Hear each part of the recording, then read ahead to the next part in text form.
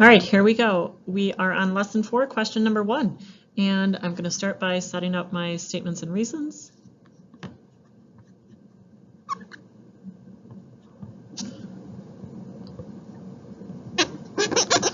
And I'm going to jot down my first given, which is angle A is congruent to angle D, and then I'm going to mark it in my diagram. So angle A is congruent to angle D. And there we go. And then I'm going to do my second given, and it's segment AE is congruent to segment DE,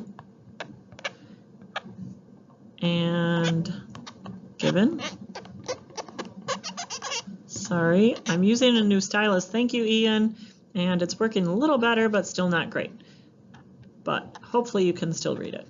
So I've just got my givens. So let's mark this given off in our diagram. AE is congruent to DE. AE is congruent to DE. All right, so I'm going to read what I'm trying to prove.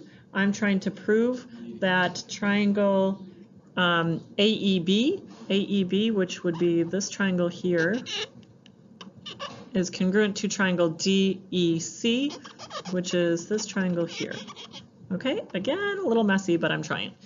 And so what I'm going to try to do is look for one of those two things that I said we can always use if we're out of givens. And those two things were the reflexive property.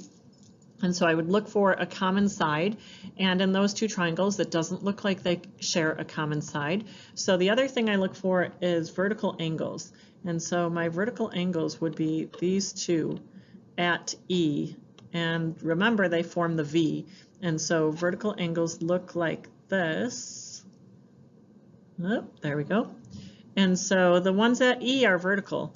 And so I'm going to write for statement number 3, angle AEB, and you're going to fill in the other angle that it's congruent to. Angle AEB is congruent to some angle, and my reason is vertical angles are congruent.